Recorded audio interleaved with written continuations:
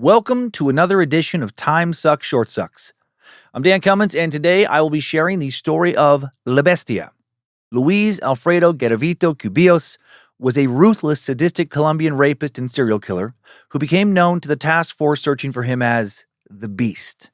Garavito is estimated to have raped a minimum of 200 victims, and that was before he raped and murdered an additional 193 confirmed victims, most of them young boys in western Colombia. Roughly 400 victims in total. If his confessions are to be believed, he would confess to 223 murders. That would make him the most prolific serial killer in modern history. Even if his confessions are not to be believed, he was convicted in court of killing 140 victims. That would still make him the most prolific serial killer in recorded history. And in 2023, at the age of 66, the Beast was almost set free. Words and ideas can change the world. I hated her, but I wanted to love my mother. I have a dream. I'll plead not guilty right now. Your only chance is to leave with us. Today, we will follow the investigation into capturing the Beast from beginning to end and learn how Garavito's childhood, and of course his own terrible personal choices, led him down a path to darkness. The only reason we are not doing a full-time suck on this guy and doing a short suck instead is because there's just not quite enough detailed source information for his crimes to build out a longer episode, at least not one in English. Also, rare warning on these short sucks, some section of this episode particularly brutal, as I share graphic details of what this monster did to little kids. On January 27th, 1997, skeletal remains were found on the San Juanito Ranch, a sugarcane plantation outside of Buga, a small city of about 125,000 people in the department of Valle del Cauca. Instead of states, Colombia has 32 departments. Carlos Hernan Herrera, a key investigator in the future task force to take the Beast down, worked at this town for the Technical Investigation Team, CTI. The acronym makes sense in Spanish, that assisted the Buga District Attorney's Office. In Colombia, the CTI is a division of the Office of the Attorney General.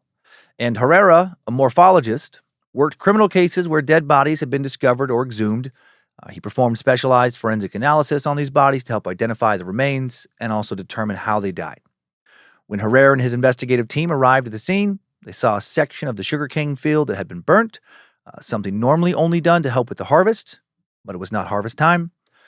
This was an isolated spot 11 yards wide where the sugarcane, an isolated spot 11 yards wide where the sugarcane was still intact, and right next to that area were two sets of skeletal remains. While some of the remains were scattered, about 75 to 80% of the remains were all in one spot. One victim, what was left of this victim anyway, was face down. Their hands had been tied behind their back. Some clothing, a pair of shoes, and an empty liquor bottle were found near their remains. Herrera analyzed two skulls that still had most of their teeth and determined that the remains belonged to two children, both boys, both between the ages of 9 and 12. The first goal of his investigation was to identify these boys. The second was to figure out what the hell had happened to them, including, of course, who had done whatever had been done to them. Almost immediately, Herrera wondered if one of the bodies was that of a local boy who had gone missing a few months earlier. Back on October 24th, 1996, 10-year-old Christian Andres Blandon Toro had left his home in Buga, trying to bring his grandfather some lunch, as he did nearly every day. A very sweet kid. But then this day, he never made it back home after he did bring his grandfather lunch. Christian's family searched for him immediately. His mother, Patricia, reported him missing to the police right away, but they said she had to wait 24 hours for him to be officially labeled as missing. She was told, quote, "Let's see what happens." And I get why this is done from law enforcement's perspective, but also how maddening. The DA's office later publicized Christian's disappearance, but his family was still frustrated by the lack of immediate support. Patricia asked for updates, often about her boy, but was consistently told there was just nothing to report. They had no new information.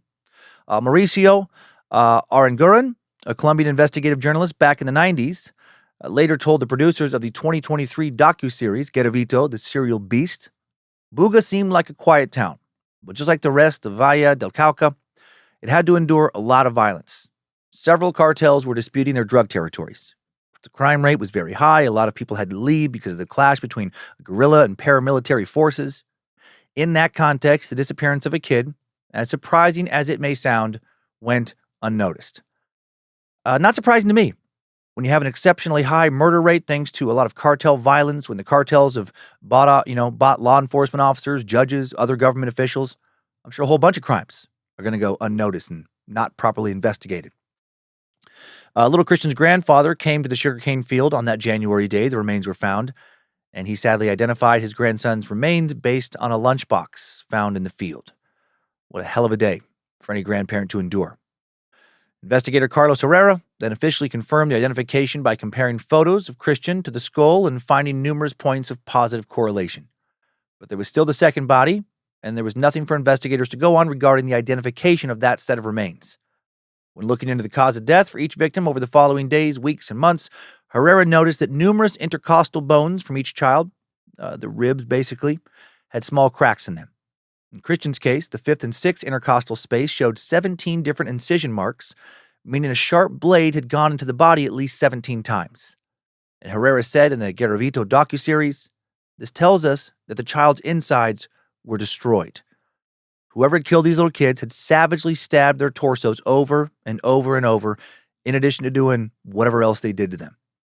Investigators discovered that the boys' clothing found in the field had also been damaged by a series of cuts in the shape of hooks.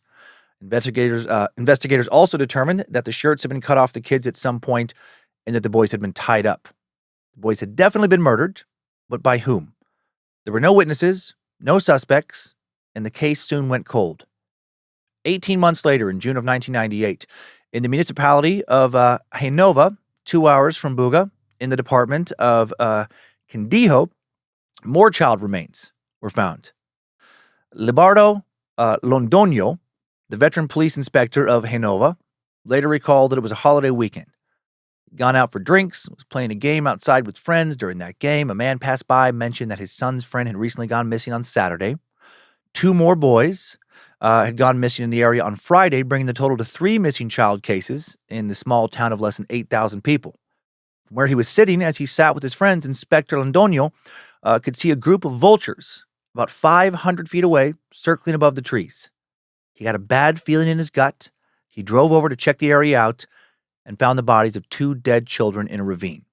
The children were, quote, naked, intertwined, one of them missing a head. The fire department discovered a 3rd child's body in the same area that same day. Londoño thought that perhaps guerrilla fighters had taken the children and killed them for unknown reasons. Inspector Londoño called Alvaro Vivas, the district director of forensic research in Armenia, the capital of the Quindío department, and Genova needed help with a complex investigation. The city needed help. Vivas and his team traveled 32 miles to Genova to begin a forensic investigation now. What Vivas saw that day was still fresh in his mind when he spoke about it for that 2023 docuseries a full quarter of a century later. He said, "I'd never seen someone with that many wounds, that broken down, especially a kid." The police now went to the families of these missing children, shared the tragic news of what had happened to their boys. One of these kids was Noé Gabriel. His mother, Cecilia Lozano, asked her son to go deliver some arepas, some flatbread made from cornmeal, sometimes gets stuffed with meat, cheese, or both, before 8 a.m. She thought it would be just a quick errand. It should have been, but then hours passed. He still hadn't come back. Cecilia asked her neighbors if she had seen Noé. Neighbors said that one neighbor said that his boy had left with her son, and now the 2 mothers assumed that the boys had just lost track of time playing together, were, wandering around and would be back soon. But then Cecilia Lozano heard the news about the bodies found in the ravine, and she felt sick. She hoped, obviously, that her son would not be one of those boys, but then she recognized him as soon as the body bag was opened. And again, what a day. What a life-crushing nightmare of a day.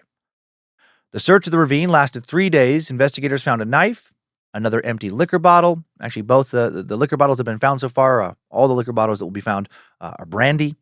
They found a cap, some clothing, a bag with hair fibers similar to those found on the bodies. Investigator Aldemar Duran gathered evidence at the scene and interviewed some neighbors. With Genova being a small town where everybody seemingly knew everybody, it seemed very unlikely that a stranger could pass through, murder 3 children, and someone wouldn't notice something. Lead investigator Alvaro Vivas suspected there was a link to the remains of those 2 children found in the sugarcane field the year before, back in January of 1997. This was brought up to him by investigator Carlos Herrera after Vivas called him about the 3 bodies found in Genova. The two investigators had a history of comparing their cases. The victims in Genova were proven to be 9, 11, and 12 years old, all boys.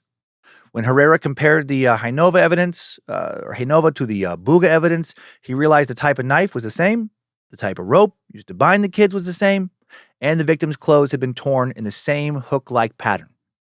Even the same kind of liquor found at both scenes, right? A bottle of cheap Colombian brandy. According to Herrera, there were repeated wounds in the abdomen, thorax, glutes, and the victims' throats had been cut. Most disturbing of all, their genitals had been cut off. And they were likely cut off while the children were still alive. A true fucking monster was in their midst. A real-life boogeyman who tortured and murdered children. Alvaro Vivas sent a report to the national director of the CTI pointing out all the similarities in the cases. But like the Buga case before, they still had no suspects. 0 witnesses. Once again, the case quickly goes cold. On November 9th, 1998, in the city of Pereira, a larger city with over 700,000 people in its metro area and the capital of the department of Risaralda, a group of forensic investigators find yet another child's skeleton, this time in an empty lot. The remains are taken to a lab and analyzed by Luis Guillermo Gonzalez, who finds 3 scapulas, aka shoulder blades, which indicated, there was more victims in the same dumping area. The forensic team heads back to the scene. They find the bodies of 12 different children in the lot. Another dozen kids murdered and their bodies dumped in just this one spot. The remains were scattered but exposed. It was not a mass grave where the victims had been buried. The children had been murdered. Their bodies were left exposed to the elements, and it had taken months, if not years, for anyone to find them. Most of them were found without clothing. Like the other crime scenes, investigators found an empty bottle of brandy nearby, a cap, same type of synthetic rope fibers. Then just 8 days later, on November 17th, even more child skeletal remains are found in the middle of Pereira, behind a small soccer field close to the first crime scene. And in this lot, investigators find an additional 13 children's bodies. Holy shit. Investigator Carlos Haran Herrera is now called in to do some forensic work for the investigation that had just doubled in complexity. He focused on comparing these 2 new crime scenes. Investigators find more rope, more clothing, another brandy bottle, just like they found at the November 8th crime scene. Herrera compared the ropes between the 2 scenes, found that not only the same type of fibers was used, but they were tied in the same kinds of knots. The killer had a very clear MO. The victims had been tied up with their hands and feet bound behind their backs, rendering them completely immobile, just completely at the sadist's mercy to do whatever this person wanted to them. The director of the CTI called a national meeting to compare the cases and come up with theories as to who might be responsible. For several years, people in the city of Pereira had heard rumors about satanic rituals that included child sacrifice. But investigators felt these rumors might be nothing more than religious paranoia and superstition. At least some investigators felt that.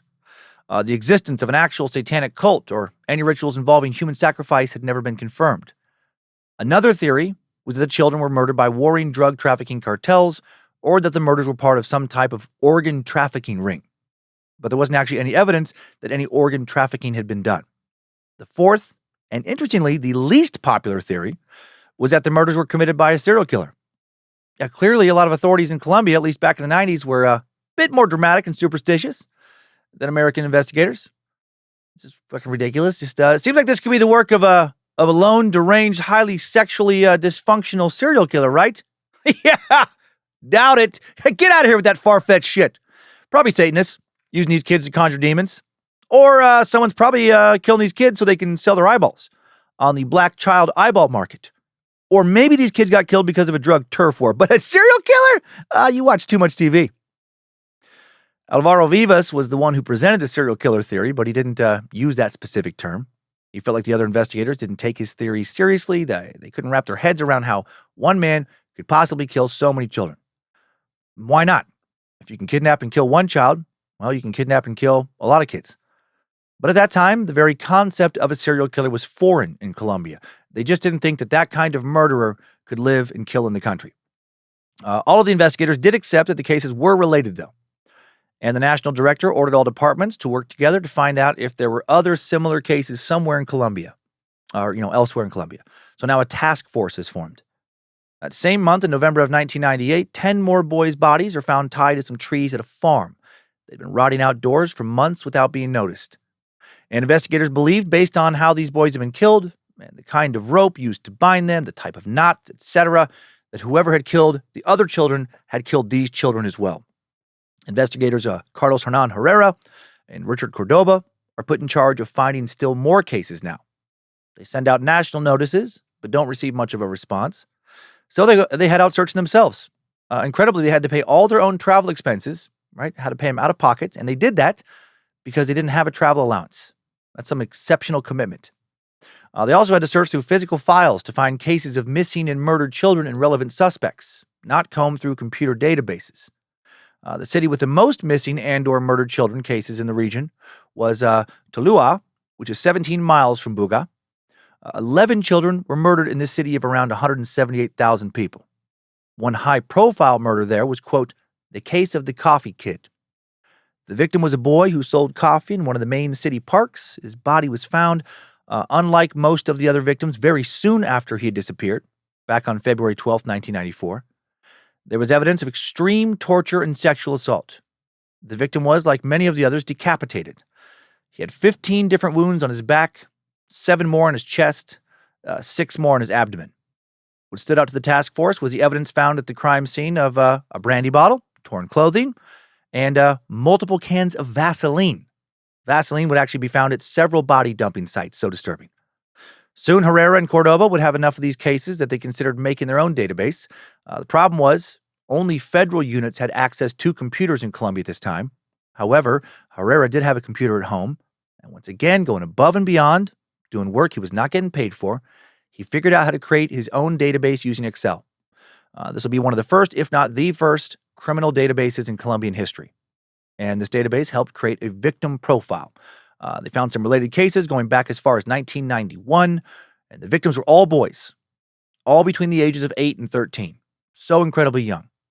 Most of these kids were already spending their days out working outside the home. Very tough times for poor families in Colombia then and now. Investigators also determined that the killer was clearly targeting markets and bus stations in small towns. Most of the murders also occurred near the Pan American Highway, which links nearly all of the Pacific coastal communities in North and South America. Technically, this highway it's not one highway, it's a network of highways that actually spans from the tippy top of Alaska all the way down to the southern tip of Argentina. The killer had been particularly busy in between Buga and Pereira, a distance of 144 kilometers or just under 90 miles. A few months after beginning to build this database in late January of 1999, the task force to catch the beast is focused on 3 cases, including one case where a victim had survived. 2 boys had been murdered back in February and June in 1994 on a farm in Calarca in the department of Quindío. The victims had again been bound, undressed, stabbed. The survivor, a now 15-year-old boy named Brand Fernie, had been raped by a man at the same farm. Brand Fernie's father worked in the cockfighting industry. Why is it so weird to have that referred to as an industry, by the way? And Brand worked with him. That's what the source said, industry. What do you do? Oh, nothing exciting. I don't want to bore you. I just work a corporate job. In what industry? Cockfighting. The cockfighting industry. I work in IT. I make sure that everyone organizing the cockfights, that their emails are working like they're supposed to, that the server hosting the cockfighting website is, humming along, that kind of shit. Sorry, I just couldn't move past that. One evening, Brand's cockfighting dad asked him to fetch a cock for him, a rooster, and after he took off to grab that cock, a man with a knife grabbed him. Brand said in his police interview, "He told me not to scream, so I let him drag me away." Brand was then taken to the same farm where those other 2 boys had been sexually assaulted, killed, and he was attacked. And he described what happened as follows. "Every time he hit me, I fell to the ground. Then he started going deeper. Then he cut a piece of cord and tied up my hands. He started hitting me and biting me. After so many blows, so much violence, I started to cry and tried to scream, and he told me not to scream. He said, 'Quiet or I kill you right now.' He was careless at one point and turned his back. I saw him light a match. I saw a light. When he did that, I managed to untie the cord. I freed myself. I freed my hands, then my feet. I put on a sweater and pants, and I ran down as fast as I could. The man chased after him all the way down to the road, but couldn't catch him. Brand had been assaulted and brutally raped for hours before he escaped. He said he had me there from 10:30 till like 3 or 4 in the morning. And he was hospitalized for over 2 weeks due to the severity of his injuries. After the attack, he and his dad moved to the city of Armenia. And then about a year later, his dad sends him out to go grab some lunch. He goes to a restaurant called La Arepa, where he encountered his rapist who was working there, and both of them totally shocked to see one another. Brandon ran back to his dad, told him that his rapist was in town working at this restaurant, and his dad replied, "Let's kill him." That is the right answer. He and Brand went to the restaurant the next morning, intending on getting some vengeance, but that slippery creep was already gone. Brand never saw him again, but he was now able to provide a very detailed description that would help the police. The suspect was a short man with brown hair and a distinct limp. Jumping back to January of 1999 now, the CTI task force traveled to the restaurant where the rapist worked, but some bad luck here. On the 25th, Colombia experienced a 6.0 magnitude earthquake that heavily affected the city of Armenia, and that earthquake completely destroyed that restaurant. It was hard now to track down people who had worked there, worked with the suspect, but the investigators were able to speak to former owner Javier Colorado, and he thought he did remember the guy they were looking for. And he started to describe a man everyone at the restaurant called Loco, Spanish for crazy, and Loco would threaten people with a knife when he got drunk. Unfortunately, Colorado didn't know where Loco was, where he'd gone to, after he quit. Just a week after that earthquake, another child's remains are found after another sugarcane field had caught on fire. This boy had, like the others, been brutally murdered. He'd been beheaded, stabbed multiple times, and his clothing again had been cut off while he was tied up, same MO as with the other crime scenes. They were able to determine that this child's throat had been cut in a way that indicated the killer was right-handed. Burnt eyeglasses were found at the scene. They were prescribed for someone with age-related farsightedness, a condition common in adults over the age of 40, which pointed to the killer being 40 or older. And the beast was 42 at that time. They still don't have the name of a suspect, though, but at least they're now getting close to knowing what he looks like. A pair of adult loafers were found in the field. Interestingly, the wear on the soles was not symmetrical. One had a hole worn in it, other did not. An investigator, Carlos Herrera, theorized that the owner rotated his foot every time he took a step, which meant he most likely had a pronounced limp. A limp like the one Brand had described his rapist having. A broken lighter was also found amongst the evidence, believed to be the cause of the fire, and Herrera concluded that the killer likely used a candle as part of his sick little torture and murder game, some kind of ritual perhaps. He thought maybe he got drunk, dropped the lighter, and that caused the fuel to leak. This caused the fire to go and spread.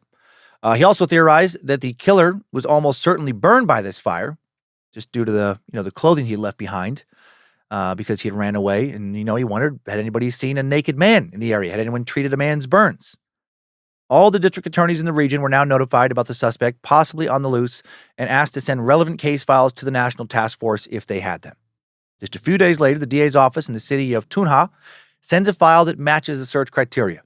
And this file has a dude's name. They had a suspect from Genova, Quindijo. Inside the file are case notes from back in June of 1996 when a boy had left his home on a Saturday night, never came back. His mother and aunt were worried sick while everyone else seemed to believe, he would turn up eventually. Some of the kids he was hanging out with said, though, he was walking around with a man with crutches at the Bolivar Square, and that the man had taken him to a local arcade. The boy's mom and aunt, they do their own investigative work now, and kudos to them, are actually able to figure out this man's identity and where he was staying. His name, Luis Alfredo Garavito Cubillos. They reported him to the police arrested him, and he was taken in for question on June 9th. Garavito was held for several hours, interrogated about the child's disappearance. He told the police that they should be protecting him, though, from the women who were stalking him. The police report stated he reports he is being accused of kidnapping, and one of the women threatened to make him disappear.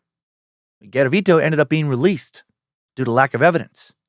But then just 2 days after he is let go, the missing boy's aunt receives a call asking her to identify a child's body that had been found in the bushes beside a bicycle. The boy had been sexually tortured and decapitated. It was her nephew, the boy who had been seen with Garavito. So where the fuck was this guy now? Where was the beast? The CTI task force now made it their primary mission to find Luis Garavito as fast as possible, and also learn more about his past while they search for him. And here's some of what they found out, and I will also share some of what they learned after they caught him. Luis Alfredo Garavito Cubillos, born January 25th, 1957. He was the oldest of 7 children, and he and his siblings had all been neglected by their parents. His father was described as a womanizer.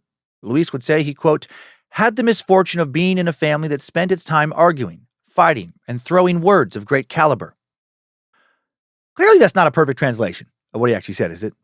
Who the fuck talks like that? Great caliber. Was I abused? Not in the traditional manner, but I suffered the great misfortune of listening to my parents throw words at one another, words of a great caliber. All right, weirdo.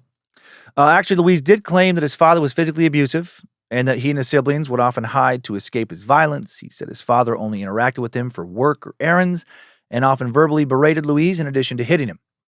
Louise attended the Simon Bolivar School in Ceylon, where he was bullied by his peers and struggled in school. He was given the nickname of Garabato, which means scribble, because of his glasses, because he's struggling to see. So again, glasses fit one of the crime scenes. In 1968, Luis's father pulled him out of the fifth grade to work full-time when he was just 11 years old, and he will not return to school. At some point in the next several years, after starting to work full-time and realizing he would be better off alone, he would leave home, travel around the country working odd jobs, and raping and killing boys. Seemed like he left victims behind in every city he traveled to. In February of 1999, some investigators working with the task force dedicated to catching him traveled to the city of Trujillo to speak with his sister, Esther Garavito Cubillos. She told them she hadn't seen her brother in quite a while, and that, when she had seen him in the past, he never stayed long. She said he would normally disappear for long stretches of time. When he returned, he would do some weird shit, like performing some type of satanic or occult rituals in her home. He would do stuff like light a bunch of black candles, dance around naked in the middle of the night, beating his chest. Not your typical house guest activity. That isn't letting someone crash at your place. Waking up to use the bathroom in the middle of the night and finding them dancing naked around a pentagram of black candles. Hey, bro, we need to talk about some house rules.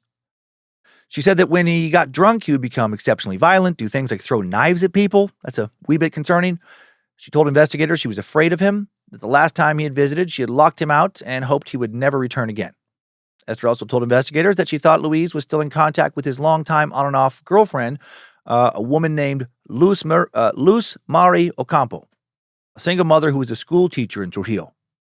And she was able to tell them where Luz Mari lived.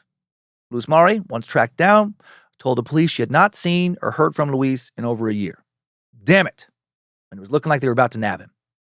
In her interview for the Garavito docuseries over 2 decades later, Luz Mari recalled how she met Louise, saying, "My parents knew his parents. The two families were friends. He'd come and visit my mom a lot, and I'd let him sleep on an extra bed we had." In recent years, she said that Louise helped her financially in exchange for a place to stay. She thought he worked as a traveling salesman, and sometimes, how fucking scary is this, he would take Luz Mari's son with him to work. He apparently never raped her son on any of these trips. Lucky kid. And that shows that Louise could absolutely control his dark urges and impulses when it suited him. All those fuckers can, right? If they couldn't, they'd never be able to keep from getting arrested long enough to become serial killers. They would kill willy-nilly for a few days tops in some kind of psychotic bloodlust of violence before getting locked up. Luz Mari told investigators that after some time away, Louise had returned to Luz Mari in June of 1996. He told her he had lost his job as an air freshener salesman, and he pleaded with her for a place to stay. She agreed, but then he didn't stay long. Also, air freshener salesman? Is that a thing? I mean, I guess so. For some reason, I pictured a door-to-door air freshener salesman, which is weird to me. Hello, can I help you? Yes, do you need any air fresheners? No, I'm good. House smells fine. Then the air freshener salesman just tosses in a stink bomb. You sure you don't need any air fresheners? August of 1996, Louise suffered a nasty fall, broke his leg, lived with the male roommate for a while after that, but then asked to stay with Luz Mari again. Louise spent the next 2 months with Luz Mari, used crutches, wore a neck brace and a cast. He would beg in the street to pay for his share of the meals. Louise generally got along with Luz Mari and her kids during this stay, unless he was drinking. But after he got into a drunken fight with her 15-year-old son over the TV, she kicked him out of the house again. Then on Christmas Day that year, she received an angry drunk dial from Louise. She told him to leave her alone. Then he showed up the following morning shouting obscenities and threats. He grabbed Luz Mari by the throat. When she was able to get away, she and her kids hid from him at a neighbor's house. Several hours later, Louise left an apology note asking Luz Mari for forgiveness. Luz Mari's daughter, Maria Helena Ocampo, would also speak with investigators. She said Louise was like a member of the family, and that, when he got drunk, he could be violent, but never with them. Well, never outside of choking your fucking mom that one time, I guess. Maria Helena also recalled that a boy from her mother's school disappeared and was soon found dead. Luz Mari, who was also present with her daughter when she was speaking with investigators, asked her if she remembered when Louise cut his hand now. Marie Helena realized the connection her mom was making, that his hand had been cut when the boy had gone missing, and she now pleads with her, "Don't say that. No." An investigator now tells them both that they believe Luis was killing children, that he had raped and murdered many, many children, and they showed them some of the confidential files they had on them. And they said they needed Luz Mari's help to catch him. Luz Mari couldn't make a decision right away. She struggled between handing Luis over to the cops and being loyal to her old boyfriend, who she also was very afraid of. She goes to her church to confess and asks her priest for advice. And her priest tells her that if Luis was involved in evil things and the police were asking for her assistance, she had to help them or she was betraying her faith. So when she comes back home, Luz Mari calls the police, tells them she had some documents. Esther, Luis's sister, had brought over after she last kicked her brother out. Esther told Luz Mari not to touch the box, warned her that it was tied in a way that she would know if it was ever tampered with. Luz Mari had never opened the box out of respect for Esther and I imagine out of some fear.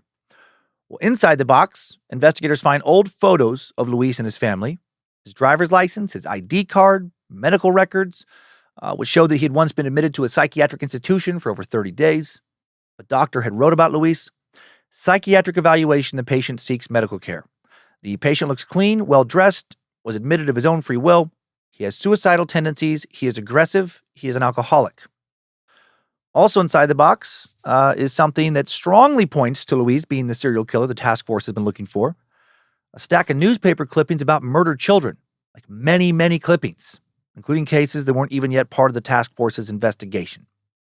Luis had also kept travel tickets showing proof of his movement throughout Colombia. Luis never stayed in one city for more than just a few days in recent years. He had also traveled to Ecuador, and investigators wondered how many boys he'd already tortured and killed there. The task force traveled to all the Colombian cities Luis had records of traveling to now to speak with Luis's associates and try and track him down. Unfortunately, most people would not talk out of loyalty to Luis or out of fear. But Detective Aldemar Duran locates another relative of his in the city of Soacha. And this anonymous relative will speak about Luis in a 2022 interview, saying, "He kept bad company, friends from other places, not from home. He'd get drunk, very drunk. He drank too much. When he was drunk, I saw him come home yelling and screaming nonstop. He'd bang on the gates. Yeah, but that's it." Well, but that wasn't it. Because this relative also said Luis got, quote, too close to children. So they knew he was a creep. During the 1999 investigation, this relative told the police that Luis had visited him about 3 months earlier, but he didn't know when he would be back. So now what does the task force do? Because he had been to Soacha, the police knew there would probably be more victims between there and southern Bogota, and they started talking to more police departments and looking through more files. 5 additional cases were quickly identified in South Bogota. Based on the MO, the police felt sure that Luis was the perpetrator. But they still don't know where this monster is until they do. On April 22nd, 1999, Luis Garavito is finally arrested, but not by the task force, but by officers who have no idea they've just caught the beast. He gets arrested for the attempted rape of a 12-year-old boy, John Ivan Sabagal, in La Esperanza.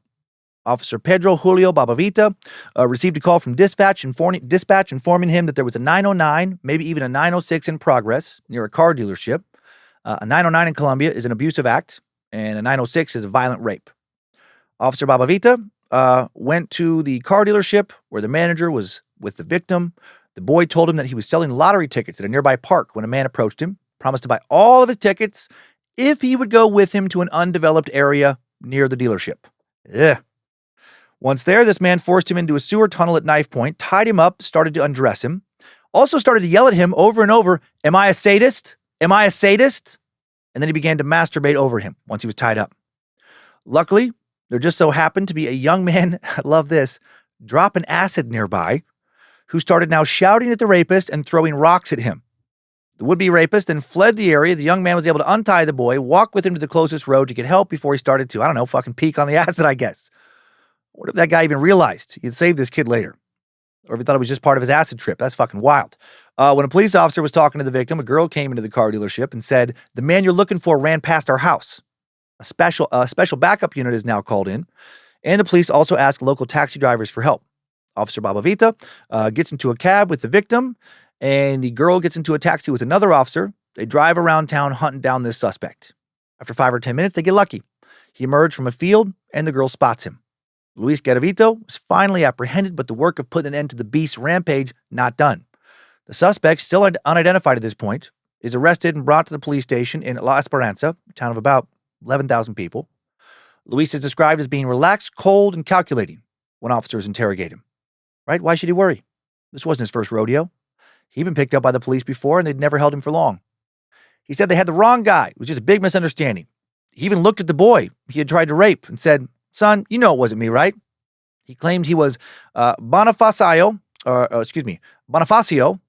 Morea Liscano, some traveling salesman who just happened to be in the wrong place at the wrong time.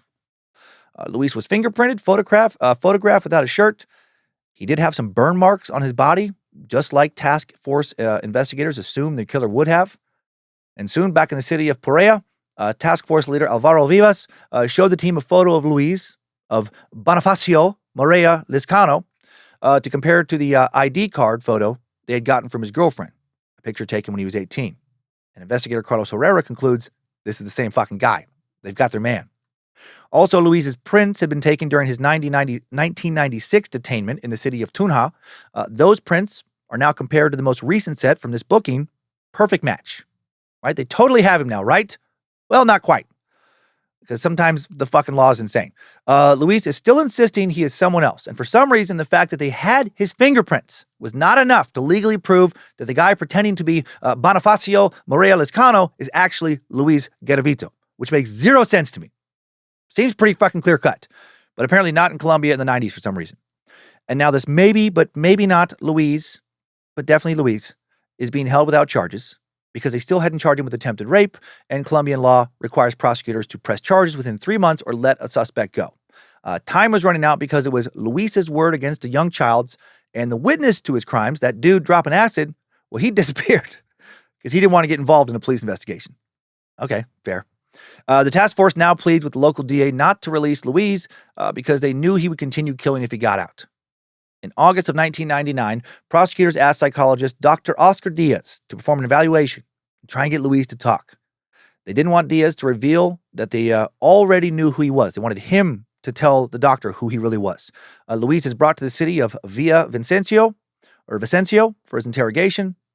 Dr. Diaz later says about his first encounter with Luis, "When I find myself face to face with Luis Alfredo, what do I find? He seemed like a normal man, a thin man, around 5 feet, 6 inches tall, long nose, mustache.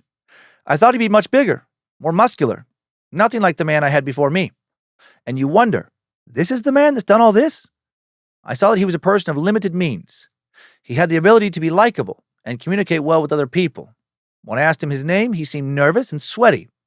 He said, Bonifacio Morea Liscano. However, after saying that, Luis thankfully fucks up.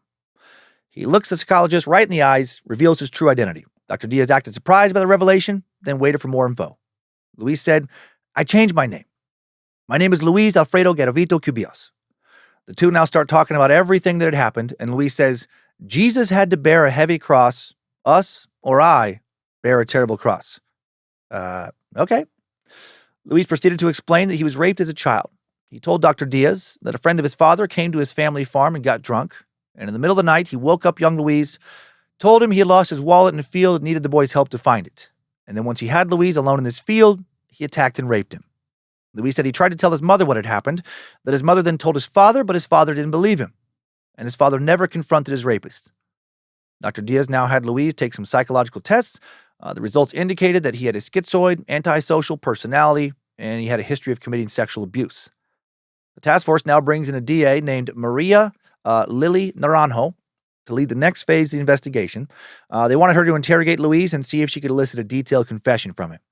She asked for help from Dr. Diaz and Detective Aldemar Duran.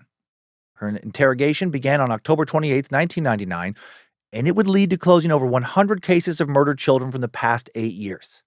Fucking crazy number. Horrific number. First, Luis was asked what he knew about the missing children in Genova. He said, I heard that some kids showed up dead, and people were very alarmed. He was asked about cases in other cities. He often asked the prosecutor to repeat herself so he could buy himself time to, form a response. He was vague. He seemed to have an alibi for every situation, but she knew he was lying. After 8 hours, the DA decides to end the questioning because she still hadn't broken him. But then Detective Aldemar asked for just a few minutes alone with Luis. He sat down face to face with him and said, "First of all, you're a good man. You're a good neighbor, good to your family. Your friend tells us that you're very, very good people. You give others what you don't have for yourself. If you have to spend all your money, you do it." Luis responded, "Of course I'm good. I have good qualities." Aldemar then told him they knew about his childhood issues and his struggles with alcohol, and he suggested to Luis that the alcohol influenced his terrible crimes against children, that it wasn't his fault. It was the alcohol's fault. If anything, he, too, was a victim. And that was it. That's all it took for this fucker. Luis now broke down saying, "I did it. I want to talk. I'm the man you're looking for." And he added, how fucked up is this? "I may be wrong, but it was pleasurable." He said, "Yes, I walked around looking for a child and I killed him." Luis then told the prosecutor, "I'm not who you think. I'm much worse. I'm scum, but let me do something." And then he asked to pray. Luis was captured on video sobbing dramatically and crying out, "It wasn't my fault. It was my destiny. Damn my father to hell. Why? Always the fucking same with these clowns. Right? It's never their fault. They're the real victim. After he gathered his composure, he continued his confession. Luis would now claim that everything started way back in 1969 when he was just 12 years old during a routine vaccination visit. It's always the vaccine's fault. He said he was molested by the pharmacist phlebotomist, this religious man who was one of his family's neighbors. This man allegedly bit, burned, and cut Luis during this incident. And after this first incident, Luis said he started to kill and dissect birds. Okay? He also began to fondle his siblings, and he would claim he molested a 6-year-old boy that same year. Now, is that true? Maybe. It's a very different story than the one he told the psychologist about the friend of his dad's, having him search for the wallet in the middle of the night. He now said his family noticed that he was withdrawn, aggressive, and, quote, ready to take revenge on the world. In 1971, when he was 14, he said his family moved to Trujillo in the department of Valle de Cauca, del Cauca. He said that soon after moving, a neighbor showed him some porn and mocked him for acting like it disgusted him, and then that same neighbor sexually assaulted him. And Luis said he did not tell his family because he feared they wouldn't believe him. Luis claimed he began drinking alcohol around this time. Then in 1972, at the age of 15, Luis said he tried to have sex with some local women who rejected his advances, and that angered and humiliated him. He said that same year, his mom then kicked him out of the house for attempting to rape a 5-year-old boy. But soon thereafter, she let him come back. But a short time later, he was kicked out again, and for the final time after attempting to assault a 6-year-old boy at a train station in Bogota. The boy screamed for help. Luis said he was detained. When he was told he would be charged with attempted rape, he said he only wanted to lightly molest the boy. What the fuck? No, what? I wasn't going to rape him. I mean, yeah, I was going to put a finger in his butt, but that's it. I promise. Pinky swear. Luis claimed his father reprimanded him now for not choosing to assault a woman before he disowned him. And I hope that's not true. The fuck are you doing, Luis? Have I taught you nothing? If you're going to rape somebody, you rape a hot chick. Okay, like I would. Not some boy like a fucking pedo homo. Is that something any father's ever said? I mean, sadly, it probably is. Now on his own, Luis told investigators he worked various jobs and attempted to study marketing, but he struggled to keep employment because he would, get drunk, get into physical altercations with clients, coworkers, and bosses. He said he moved around the country often, spending periods of time working as a street vendor, others as a migrant worker. Throughout the 70s, Luis said he suffered from psychosis, paranoia, depression, and suicidal thoughts. If only he'd killed himself. He felt he hadn't achieved much in life, wanted to start a family. Luis said he struggled with erectile dysfunction, especially when he was drunk, which made him furious and embarrassed. Luis said he was still in contact with his older sister, Esther, but she avoided him because of his drinking. And he added that he disliked his other siblings because he believed his father had favored them. In 1978, Luis said he began attending AA meetings, also converted to Pentecostal Christianity, was working as a clerk at a store for a time when he met his first real girlfriend, Luz Mario Campo, who he met. She thought he spent all his time attending church, AA meetings, work, sometimes visiting psychiatrists, but Luis was living a double life. He claimed that he continually assaulted both male and female children throughout the 70s. He adds female here, but I do want to add no records of female victims. I feel like that was his dad getting in his head. Like it somehow, made him less gay to admit that he also, assaulted women or girls. No, always boys. And that he said that at night, he would go to local parks and pay child sex workers to perform sexual acts on him. In 1980, Luis said he lost a job at a bakery he really liked for fighting with his coworkers, and he was so upset about being fired he attempted suicide and then sought psychiatric care at a hospital. He told investigators he was repeatedly hospitalized throughout the spring of 1980. He expressed he wanted to die because he believed his life was worth nothing. Well, I don't normally say this, but you were right. You actually were right to believe that. I would say that your life was worth less than nothing, and you definitely should have killed yourself because you would have saved a lot of people a lot of trauma. When further explaining why he was suicidal, Luis first said he wanted children, but then he rephrased, said he wanted to start a family. Maybe he slipped a little bit there and was talking about how he desired children sexually. Later that year, Luis got a job at a supermarket in the city of Armenia. Around this time, he started dating a single mom named Claudia, but she left him because he couldn't support the lifestyle she wanted, according to him. After this breakup, instead of spending his lunch breaks with Claudia now, he is assaulting children when he's not at work. In the fall of 1980, Luis said he started carrying razor blades, candles, and lighters with him to torture his child victims. Fuck. He also removed one of his own teeth, he said, in order to be able to bite his victims more effectively. That's a new one. Now, after committing a crime, Luis would write the victim's name in a blue notebook and then pray for them in a ritualistic manner, pacing his room naked and beating his chest. He also said he read the Bible every night, trying to find an explanation for his dark thoughts. He said he was interested in Christianity, but also studied astrology, tarot readings, and Satanism. In the early 80s, Luis also became a fan of Hitler. Fair enough for this guy. I don't doubt it. After he read Mein Kampf, and he felt like they had several factors in common, such as traumatic childhoods, homosexual experiences, and spending years as vagrants. I don't think that Hitler wrote about having homosexual experiences. I'll be honest. I haven't read Mein Kampf, but I've read about it and read about Hitler's other writings. Pretty sure there was no mention of him getting blowjobs or, getting his butthole plundered just to see what the fuss was about. It's almost like Luis is un poco loco. Started on his 27th birthday on January 25th, 1984. Luis was housed in a psychiatric center for 33 days after he suffered a mental breakdown. He was prescribed antipsychotics and was referred to therapy for his depression. He was granted leave February 28th, fled to Pereira in the department of Risaralda, where he almost immediately molested two children, photographed the victims, then left those photos in his older sister's home. Luis said he fled the city after he was publicly identified as being a pedophile there. He claimed that by that point, he had already sexually abused or raped over 100 kids. He made no mention of killing them, though, up until this point.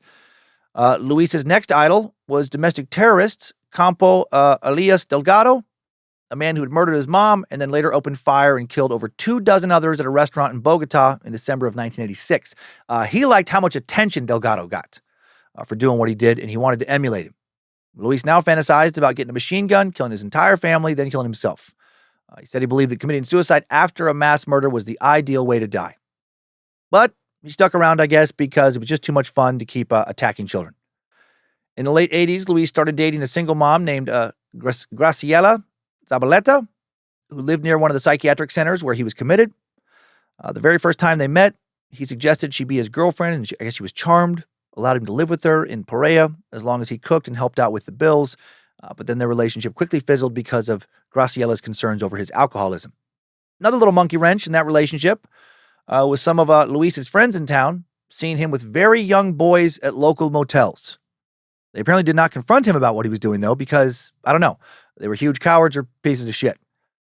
Can you imagine seeing a friend of yours taking some little kid into a motel room and not bringing that up?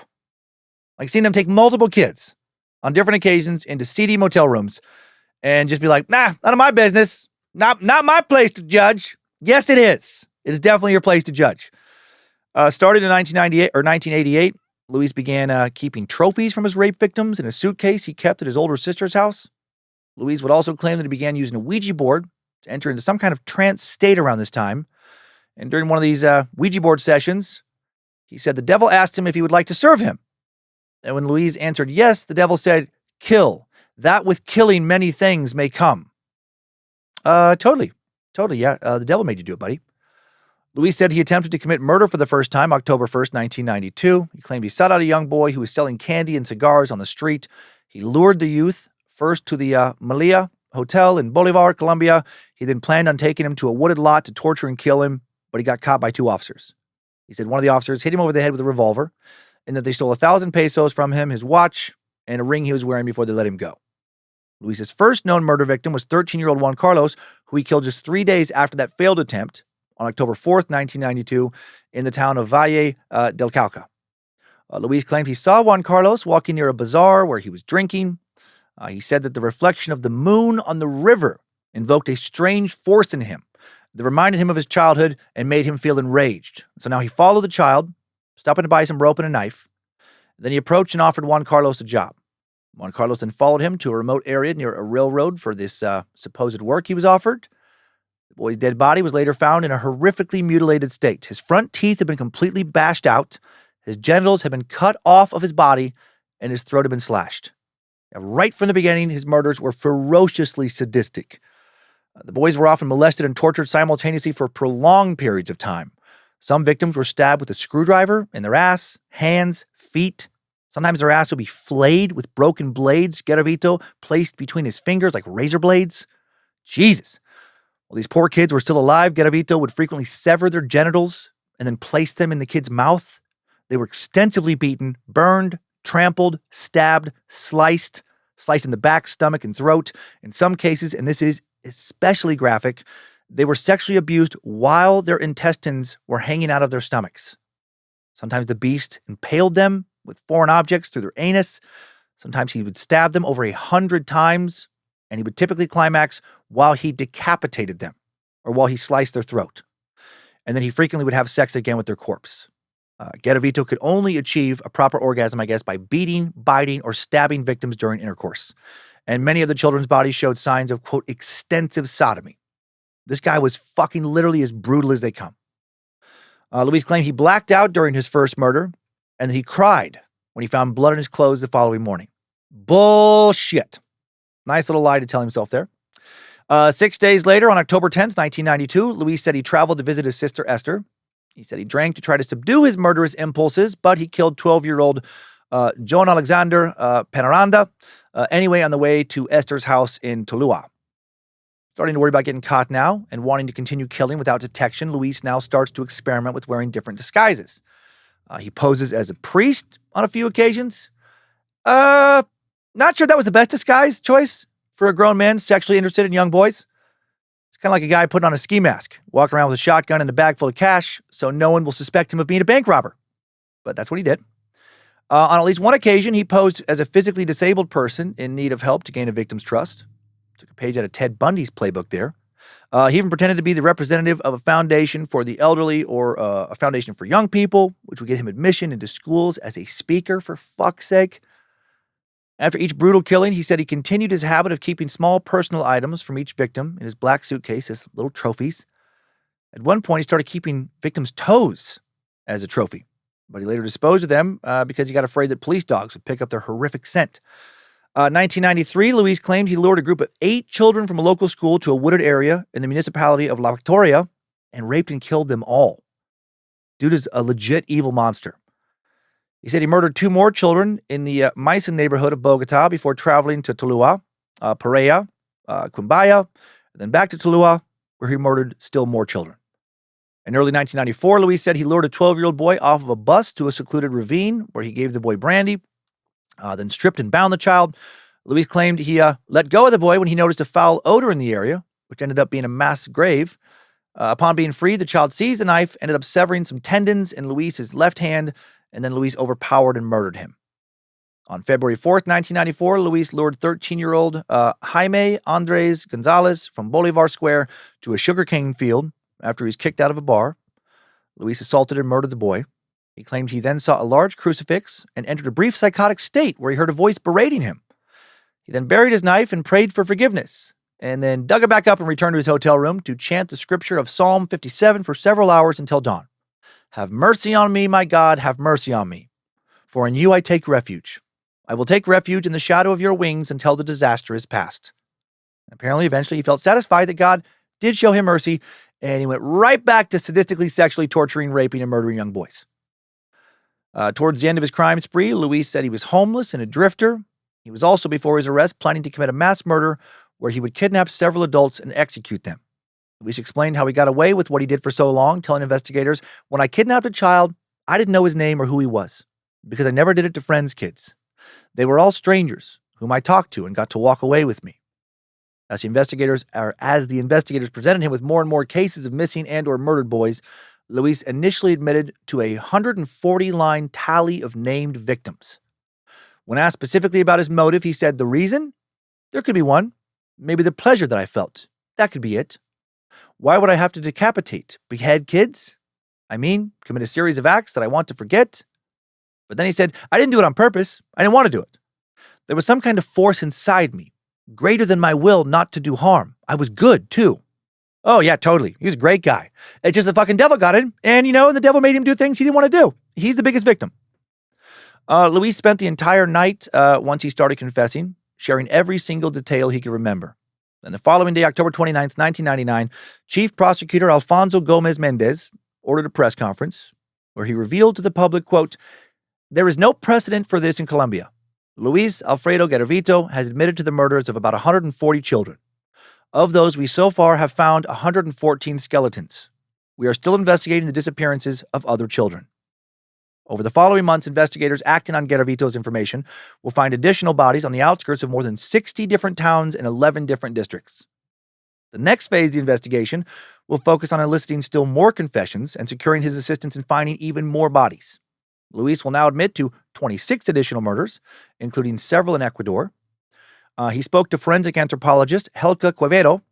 By the end of his interviews with her, he was able to recall detailed descriptions of additional victims, including in many cases, names, dates, and times, even though he said he didn't remember the names. And he helped her create detailed maps of where he left these bodies.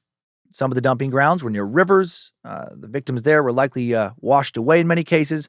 Others were empty lots that had been built over, but in some places they did find more victims. One of the victims who was now found was Jose Alberto Gomez, who went missing in Buga back on November 26, 1994. Jose went to school that day, planned on spending his upcoming school break with his grandparents, but then disappeared from a market. Luis Garavito accepted a plea deal with prosecutors after all this shit. He was sentenced to 1,853 years in prison, which sounds like so much. But Colombian law does not allow consecutive sentences for the same type of crime. It also prohibits life sentences. And that meant that Luis was really sentenced to 40 years in prison, which was the maximum sentence at that time. But because he, had helped locate so many bodies, that sentence was reduced to 22 years. 22 fucking years. After decapitating brutally, like the most brutal sexual torture you can possibly commit on another human being, he did that to about 200 fucking kids, raped about another 200 others, tortured them as well, and he gets 22 years total. In 2002. It's fucking ridiculous. Investigative reporter Mauricio Aranguren met up with Luis in prison because he wanted to write a book about his victims. Aranguren was appalled that Luis was living, quote, fat and happy in a big warehouse and not suffering in a small cell like the other inmates. The journalist had read all 5,000 pages of Luis's previous confession, but now he changed his story. Said it wasn't him. He tried to convince him that somebody else killed all those kids. He'd been framed.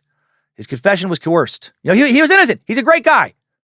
And then when Aranguren wants a photo with Luis for his book, Luis wants him to pay him for it. And when the journalist refuses, Luis takes a fucking rock out from under his bed and says, "I have a rock here to defend myself from people who mock me." How is that psycho allowed to have a fucking rock with him?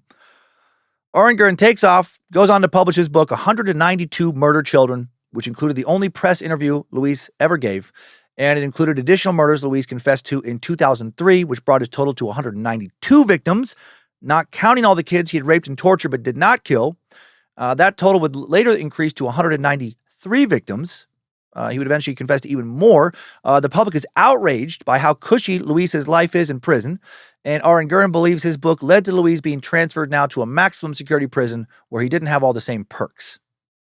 In November of 2021 now, there's a lot of outrage amongst the general public in Colombia over a proposal to grant Luis early release for good behavior.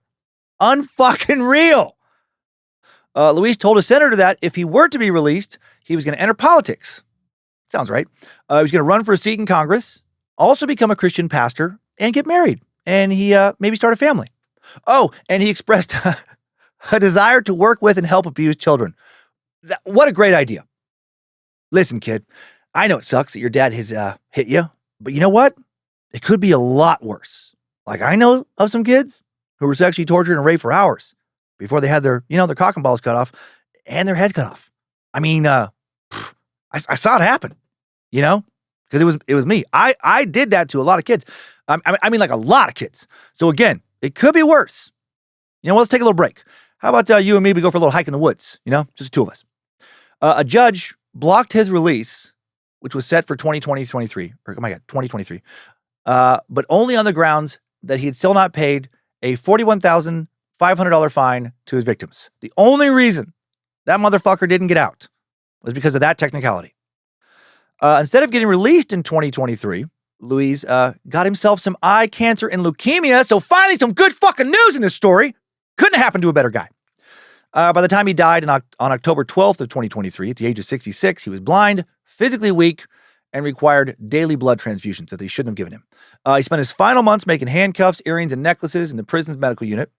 And because of public backlash over how close he came to being released in 2023, despite sexually torturing and raping almost 400 fucking kids, also killing around 200 of them, Colombia changed their maximum sentencing laws and raised the maximum sentence from 40 to 60 years.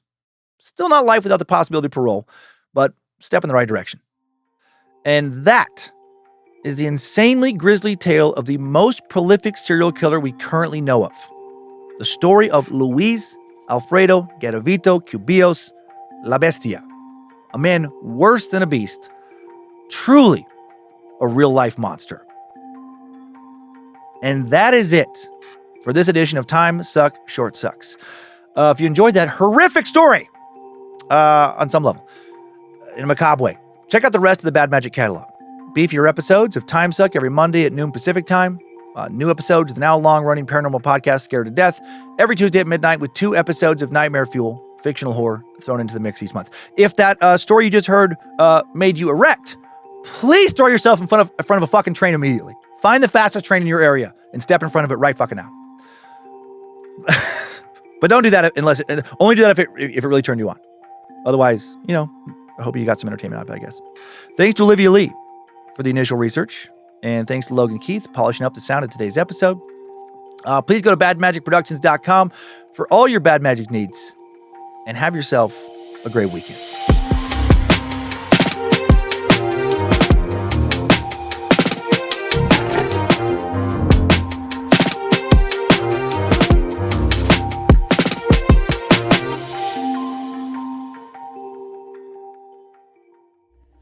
Bad Magic Productions.